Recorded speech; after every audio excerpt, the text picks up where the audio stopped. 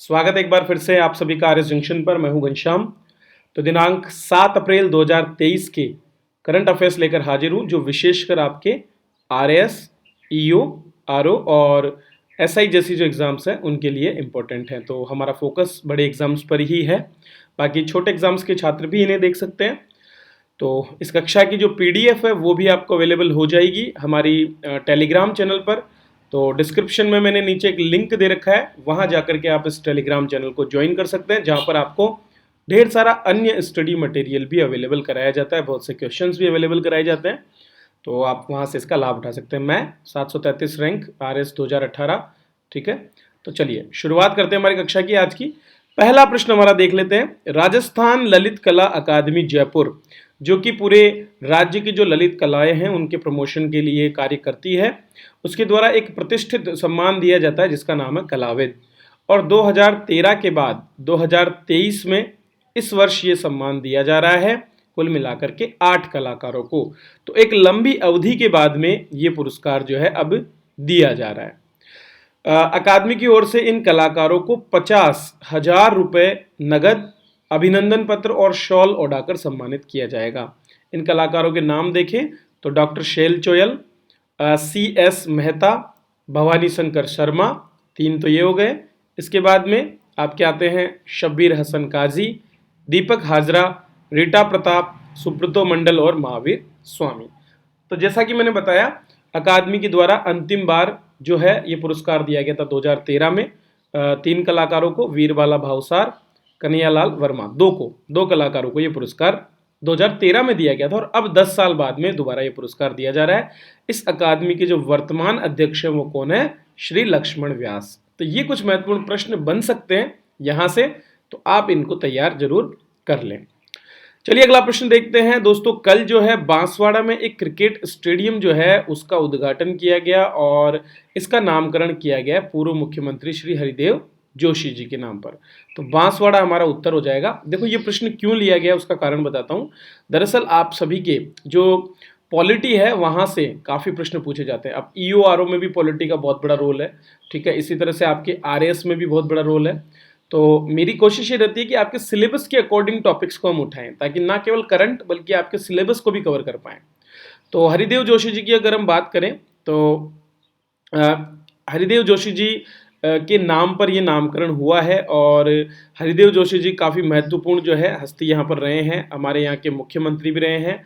11 अक्टूबर 1973 से 29 अप्रैल 1977 तक वो राजस्थान के मुख्यमंत्री रहे पहली बार।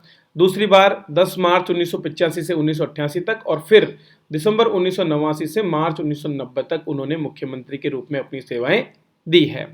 वे असम, मेघालय और पश्चिम बंगाल के राज्यपाल भी रहे। अब प्रश्न बन जाते हैं कि कौन से एक राजस्थान के पूर्व मुख्यमंत्री जो हैं वो इन तीनों राज्यों के राज्यपाल रहे हैं। उनके नाम पर अभी हाल ही में जयपुर में हरिदेव जोशी पत्रकारिता और जनसंचार विश्वविद्यालय भी जो है वो शुरू किया गया और कल उसको 2 करोड़ रुपए की ग्रांट भी मिली है। और इसी तरह से Haridev Joshi government girls college Banswara भी बनाया गया है। बांसवाड़ा क्यों? क्योंकि ये बांसवाड़ा से ही जुड़े थे, ठीक है। तो बांसवाड़ा या दक्षिणी राजस्थान का जो क्षेत्र है वहाँ के ये मुख्यमंत्री रहे हैं। चलिए आगे बढ़ते हैं और अगला प्रश्न देखते हैं। राजस्थान के किस जिले में हनुमान जी की 108 फीट ऊंची प्रतिमा स्थापित की जा रही है? तो दोस्तों, राजस्थान के राजसमंद में अब 108 फीट ऊंची हनुमान जी की प्रतिमा को स्थापित किया जा रहा है। तो ये कल इसका शिलान्यास किया गया है, इसकी शुरुआत हो गई है।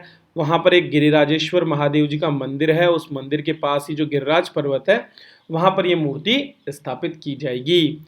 सबसे पहले 15 फीट का एक फाउंडेशन तैयार होगा और उसके बाद यहाँ पर मूर्ति बनेगी। नाथद्वारा की बात करें तो नाथद्वारा बहुत लंबे समय तक प्रसिद्ध रहा था और इसके बारे में चर्चा भी हुई थी, क्योंकि वहाँ पर इससे पहले एक और मूर्ति को स्थापित किया गया है जिसका नाम था विश्वास स्वरूपम। 369 फीट की ये दुनिया की सबसे ऊंची शिव प्रतिमा है। इसके बाद कर्नाटक जो नेपाल है वहाँ पर कैलाशनाथ मंदिर में 143 फीट की मूर्ति है और इस मूर्ति की खासियत यह है कि ये बैठी हुई मुद्रा में इसको स्थापित किया गया है। मूर्ति जो है वो 369 फीट ऊंची है, तो अपने आप में बहुत विशेष है। इसका विंड टेस्ट भी किया गया और 250 किलोमीटर तक की हवाओं का इस पर कोई अधिक असर नहीं होगा और 200-250 साल के करीब तक इसको कोई रख रखाव की भी आवश्यकता यहाँ पर नहीं है। यहाँ पर एक म्यूजियम भी है और 351 फीट से ऊपर की जगह पर यहाँ पर जलाभिषेक भी हो सकता है। इसके ऊपर 270 से 280 फीट की हाइट पर एक कांच का ब्रिज बनाया गया है, जहाँ से लोग जो है रोमांचक आनंद भी ले सकते हैं।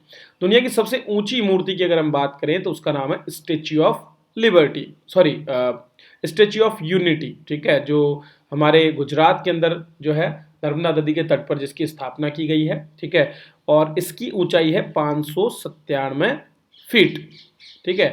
तो 597 फीट की सबसे ऊंची मूर्ति हमारी स्टेच्यू ऑफ यूनिटी है। इसका नाम क्या है? स्टेच्यू ऑफ बिलीफ, यानी विश्वास स्वरूपम। चलिए अगला प्रश्न देखते हैं। दोस्तों, कल राजस्थान सरकार के द्वारा एक नए निदेशालय अर्थात डायरेक्टरेट के गठन का निर्णय लिया गया है। दो तरह के हमारे यहाँ पर जो है विभाग होते हैं, ठीक है। एक होता है आपका क्या? निदेशालय, डायरेक्टरेट, ठीक है, और एक होता है सचिवालय।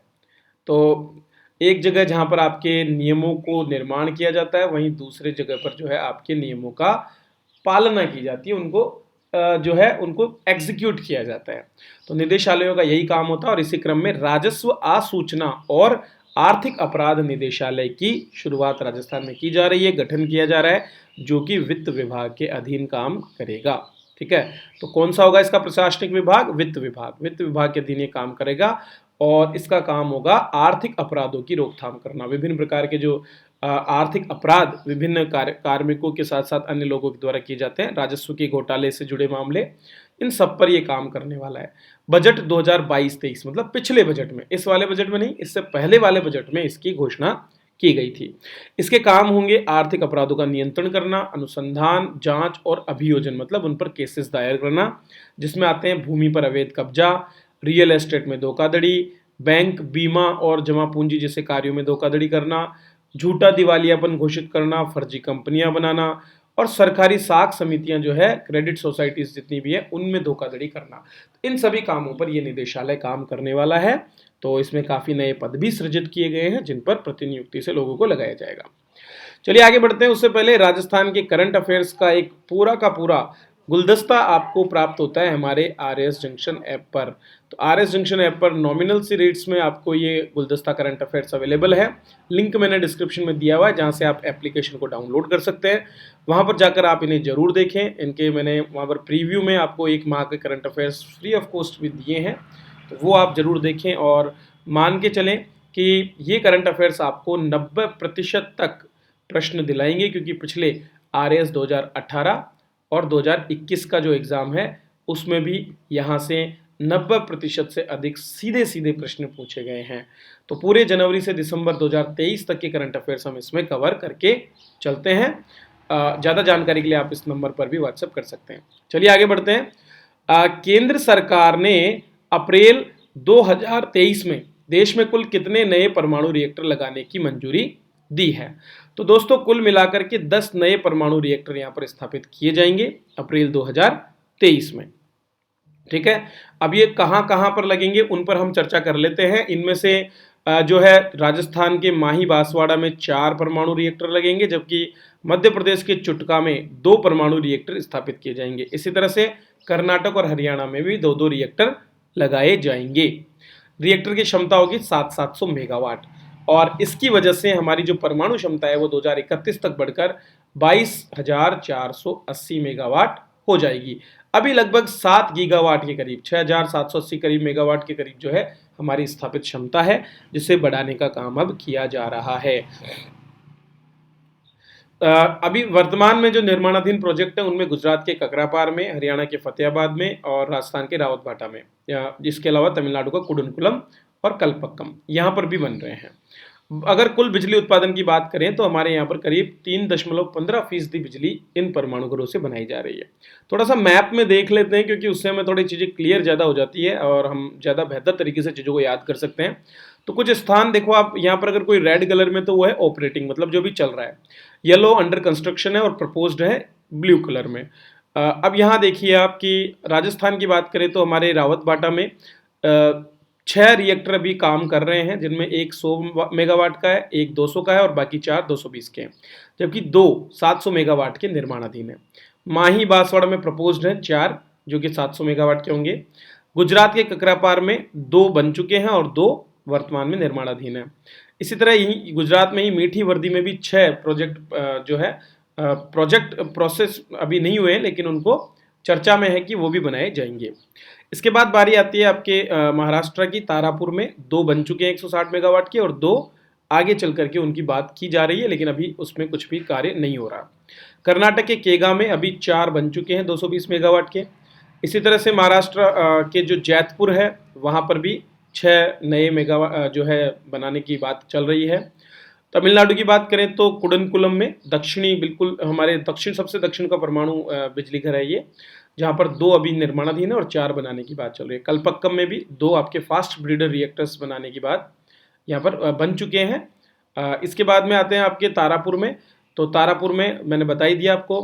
कोवाड़ा आपके आंध्र प्रदेश में बनाया जाएगा। इसी तरह से भीमपुर आपके मध्य प्रदेश और महाराष्ट्र की बॉर्डर पर 4 यहाँ पर बनाए जाएंगे आने वाले समय में। चुटकी, जैसा मैंने बताया, चुटका मध्य प्रदेश में, यहाँ पर 2 बनाए जाएंगे 700 मेगावाट के। इसी तरह से पश्चिम बंगाल के हरिपुर में 6 बनाने का प्रोजेक्ट सरकार लाना चाहती है। उत्तर प्रदेश के नरोरा में 2 बन चुके हैं, जबकि हरियाणा के गोरखपुर में 4 जो है प्रपोज्ड, जिनमें से 2 का काम चल रहा है और 2 आने वाले समय में बनेंगे। तो ये हमारे यहाँ पर जो सारे के सारे परमाणु घरों की स्थिति है वो मैंने आपको बता दी। आप याद कर लें इनको ढंग से। अगर हम बात करें विश्व स्तर पर, तो वैश्विक स्तर पर यूनाइटेड स्टेट्स के पास में 97 से ज़्यादा रिएक्टर है, क्योंकि इंडिया इस मामले में 6ठे स्थान पर है 21 रिएक्टर्स के साथ में। फ्रांस, चाइना, रशिया और साउथ कोरिया हमसे ऊपर है। चलिए आगे बढ़ते हैं। हाल ही में मेलबोर्न क्रिकेट क्लब अर्थात एमसीसी ने कुल कितने भारतीयों को एमसीसी की आजीवन मानद सदस्यता दी है? तो 5 ऐसे खिलाड़ी हैं जिनको ये सदस्यता दी है, जिसमें 3 पुरुष और 2 महिला खिलाड़ी शामिल हैं क्रिकेट के। धोनी, युवराज सिंह और सुरेश रैना ये पुरुष खिलाड़ी हैं, जबकि मिताली राज और झूलन गोस्वामी जो कि दोनों ही क्रिकेट की बेहतरीन खिलाड़ी हैं, इन 5 को आजीवन मानद सदस्यता प्रतिष्ठित मेलबोर्न क्रिकेट क्लब की दी गई है। चलिए आगे बढ़ते हैं। शायद ये मेलबोर्न क्रिकेट क्लब नहीं है, क्योंकि लॉर्ड्स का जो मैदान है ये ब्रिटेन में है, तो ये मेलबोर्न नहीं है। इसके अलावा कुछ और ही शब्द यहाँ पर था। चलो मैं इसको क्लियर कर दूंगा और आपको जो पीडीएफ होगी उसमें चेंज करके दे दूंगा, ठीक है। मेलबोर्न नहीं है यहाँ पर, क्योंकि मेलबोर्न तो ऑस्ट्रेलिया में है जहाँ तक मुझे पता है। चलिए कोई बात नहीं है, मेरी गलती है। निम्नलिखित में से किसके द्वारा देश के पहले 3D प्रिंटेड क्रायोजेनिक इंजन का परीक्षण किया गया है? तो दोस्तों हाल ही में देश का पहला 3D तरीके से निर्मित क्रायोजेनिक इंजन बना। क्रायोजेनिक इंजन क्या होता है इस पर विस्तार से भी चर्चा करने वाले हैं। पहले किसने परीक्षण किया, वो है स्काईरूट एरोस्पेस, निजी क्षेत्र की कंपनी है। ये तीनों ही निजी क्षेत्र की कंपनी है जो भी वर्तमान में स्टार्टअप्स के रूप में काम कर रही है। अग्निकुल, ध्रुव स्पेस और स्काईरूट। इसरो इनके साथ मिलकर के इनको डेवलपमेंट में काफ़ी मदद भी कर रहा है, ताकि देश में निजी क्षेत्र में स्पेस कार्यक्रमों को बढ़ावा दिया जा सके। तो देश का पहला निजी रॉकेट भी इसने लॉन्च किया था विक्रम नाम से। विक्रम के 3 चरण हम देख रहे हैं, विक्रम 1, 2 और 3, और लगातार क्षमता बढ़ाने का ये काम कर रहा है। तो धवन 2 नाम का ये इंजन है जिसको 3D तरीके से प्रिंट किया गया है। 3D प्रिंटेड में क्या होता है, सारे पुर्जे एक साथ ही प्रिंट किए जाते हैं, निर्माण किए जाते हैं, अलग अलग जोड़ने की आवश्यकता नहीं होती। तो 3.5 किलो न्यूटन का ये इंजन है और धवन 1 इंजन बनाया गया था इससे पहले। टेस्टिंग नवंबर 2021 में की थी और उसी के माध्यम से विक्रम एस रॉकेट को भी छोड़ा था। ये जो टेस्टिंग है वो महाराष्ट्र के नागपुर में सोलार इंडस्ट्रीज का प्रपल्शन टेस्ट फैसिलिटी है, वहाँ पर ये किया गया। और सबसे खास बात यह है कि विक्रम सीरीज के जो रॉकेट है इनमें LNG अर्थात लिक्विड नेचुरल गैस का प्रयोग किया जाता है, तो ये थोड़ा पॉल्यूशन भी जो है कम यहाँ पर करता है। चलो हम क्रायोजेनिक को समझ लेते हैं। तो इसके लिए हमें जाना पड़ेगा हमारे GSLV Mark 3 के पास, जिसको हम आजकल LVM 3B कहते हैं, लॉन्च व्हीकल मॉड्यूल 3 के नाम से भी जानते हैं। इसमें 3 जो है स्टेज होती है हमारी। पहला है आपका ठोस बूस्टर रॉकेट जिनको S200 कहते हैं, एक तो ये रह गया और एक है साइडों में, ठीक है। फिर सेकंड नंबर पे आती है आपकी इसकी लिक्विड स्टेज जिसको बोलते हैं L110, विकास नाम से बोलते हैं इसको। क्या बोलते हैं, विकास इंजन। विकास इंजन के नाम से इनको जाना जाता है। और L110 लिक्विड स्टेज ये काम करता है। तो पहले ये काम में आएंगे, इनसे थ्रस्ट मिलता है और जो है प्रणोद उत्पन्न होता है लॉन्चिंग के लिए, शुरुआती जो आप देखते हो। उसके बाद सेकंड नंबर पे बूस्ट करने का काम करता है लिक्विड इंजन। और फिर जो थ्रस्ट की सबसे ज़्यादा ज़रूरत हमें आगे जा करके होती है वो होती है अंतरिक्ष में, क्योंकि अंतरिक्ष में वहाँ पर आपके पास एयर नहीं है बाहर निकलने के बाद में, तो वहाँ पर काम आता है क्रायोजेनिक स्टेज, ऊपरी चरण, जिसको हम बोलते हैं C25। और इस स्टेज में काम आता है हमारा CE-20 इंजन, जो कि इसरो ने सेल्फ डेवलप किया है। 2017 में पहली बार इसका प्रक्षेपण हुआ था, इसका उपयोग किया गया था। इसके माध्यम से हम जो जियो ट्रांसफर ऑर्बिट है, जियो स्टेशनरी ट्रांसफर ऑर्बिट, उनके अंदर 4000 किग्रा तक का वजन भेज सकते हैं।